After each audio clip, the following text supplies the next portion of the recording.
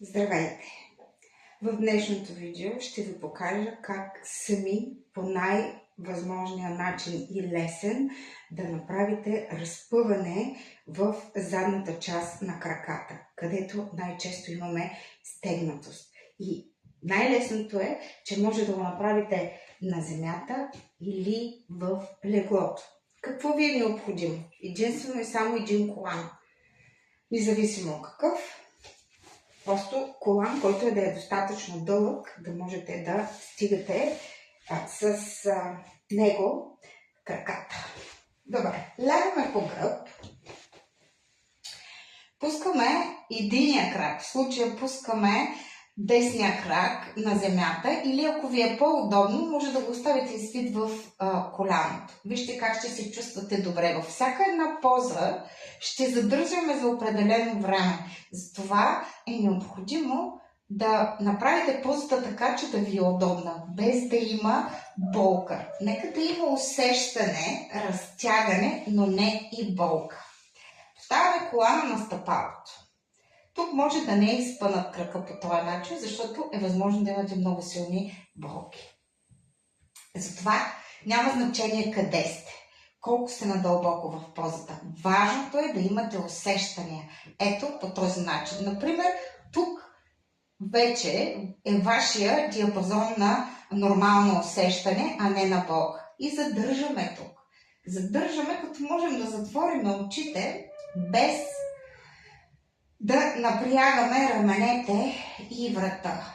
Просто оставаме тук, концентрирани в това, което се случва в задната част на крака, в нашия хамстринг, като вдишваме дълбоко и издишваме дълго.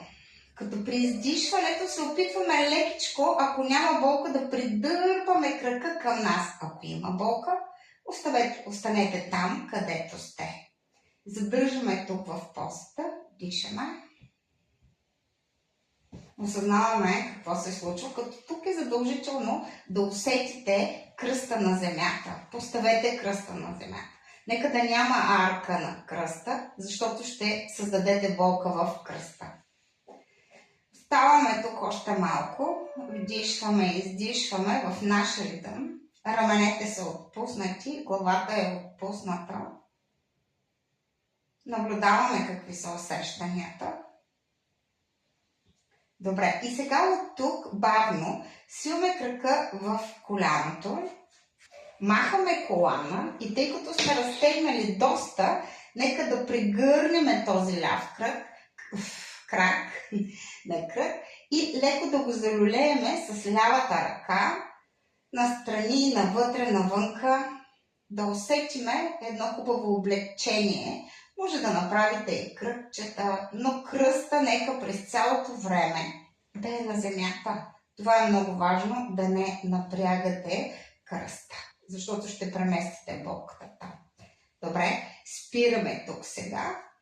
Пускаме този крак или изпънат по този начин, или свит в коляното и поставяме колана на дясното стъпало, на другото стъпало. И отново дърпаме крака до там, докъдето имаме усещания. Няма значение къде сте.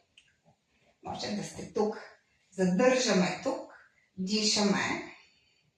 Като при всяко едно издишване не забравяме бавно да придърпваме крака към нас. Вдишваме дълбоко.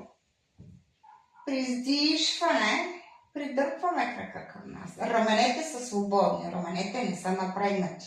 Отпусната е главата, отпуснати са и раменете. Дишаме тук.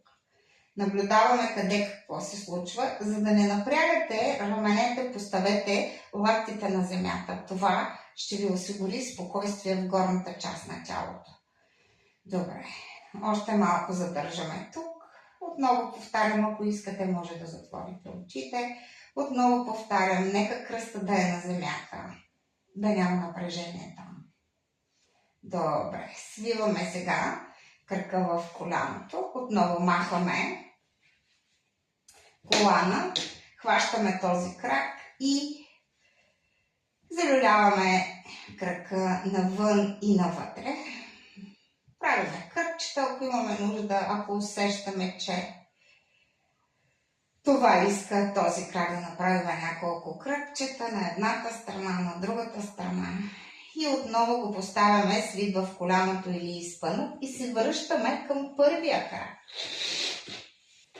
Поставяме отново колана на стъпалото. Ако е левия крак, хващаме с лявата ръка левия крак и от тук, без да бързаме, бавно пускаме кръка наляво. Бавно, бавно, бавно. Пускаме там, докъдето имаме възможност, усещайки разтягане в вътрешната част на бедрото. Дишаме тук, задържаме, когато стигнем нашия лимит. Отново, опитайте се да нямате напрежение в горната част на тялото, като тук се опитваме дясната половина на таза или целият таз да е на земята. На свития крак, на другия крак, леко придърпваме навън, за да има съпротивление между двата крака и да усещате разтягане. Дишаме тук. Наблюдаваме как се чувстваме след всяко едно издишване, осъзнавайки промените и приемайки всичко такова, каквото е. Без да имаме изисквания към нас, без да имаме изисквания към себе си. Супер! Сега свиваме бавно кръка в коляното. Оставаме колана настрани, отново прегръщаме го и залюляваме кръка навътре навънка, за да повториме същото от другата страна. Поставяме стъпалото на земята, поставяме колана на дясното стъпало, хващаме с дясната ръка колана и пускаме надясно. Там, докъдето имаме възможност. Без да има болка, просто нека да има само разтягане. Главата е в противоположната страна, другата ръка е на страни с длан навътре. Дишаме. Осъзнаваме какви са усещанията след всяко едно издишване. Може да затворите очите, за да усетите това, което е във вашето тяло. Да се свържете със себе си. И изцяло да бъдете в практиката. Супер, сега бавно свиваме кръка. Отново махаме колан. Даваме си прегръдка, кръста е на земята. Най-важното. Залюляваме кръка напред, назад. Правиме кръгче. И тук спираме в центъра. Нека се опитаме този път да направим същото с двата крака. Поставяме колана на двете стъпала. Хващаме двата края на колана с двете ръце, като поставяме лактите на земята. Проверяваме дали кръста е на земята. Поставяме го на земята, като дишваме дълбоко. Издишайки поставяме кръста на земята и чак тогава започваме да притъркваме при издишване краката към гърдите. Отново повтарям, може да сте тук, може да сте по-надолу, но просто застанете там, неподвижни, докъдето е вашия лимит, без да има болка. Нека да усещате разтягане. Раменете са отпуснати. Във врата няма напрежение. Главата е отпусната. Може да затворите очите, да усетите какво се случва във вашето тяло, защото тук може да имате усещания и в седалището. И какви са усещанията в вашия хамстринг, задната част на вашите крака. Дишаме тук.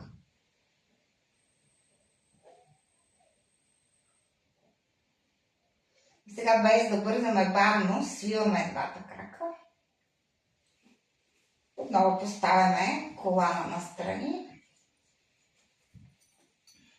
Даваме си прегръдка. Забеляваме тялото за един нежен масаж. Пускаме краката. Леко разтворени, малко по-широко от ширината на таза. Ръцете покрай тялото. С длани обърнати нагоре, затваряме очите. Шавасана. Даваме си момент на приемане. Да усетиме ползите от тези разтягания. Не забравяме да дишаме. Очите са затворени. Отпускайки стъпалата, краката, таза, отпускайки тялото, тежка глава и тежки ръце.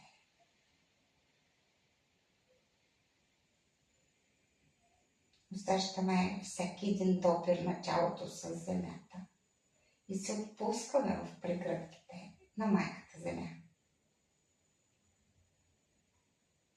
Оставаме в тишина тук, само за момент.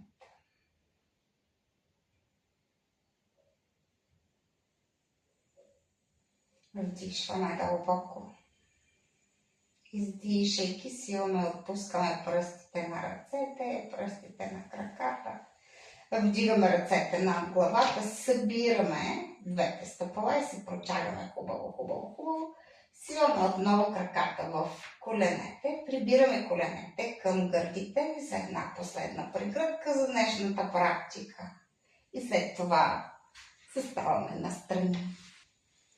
Като тук поставяме горната ръка пред гърдите, активираме тялото и тази горна ръка и бавно, без да бързаме, се изправяме като тялото тегли главата. Кръстосваме краката или ги пускаме напред, не задължително да ги кръстосвате. Ако имате особено болки в коленете, пуснете краката напред. Седнете удобно, за да заключим нашата практика. Поставяме ръцете върху коленете, затваряме очите, избутваме гърдите напред, вдишваме тук, издишайки прибираме ръцете пред сърцето, докосвайки с палци сърцето, скланяме глава към нашето сърце, към нашето тяло. Благодарни за това, което сме. Благодарни за това, което имаме. Благодаря ви, че бяхте с мен. Намасте! Благодаря ви от сърце. Ако видеото ви е било полезно, моля, харесайте го. Абонирайте се за канала и коментирайте как сте се чувствали по време на практиката. Благодаря.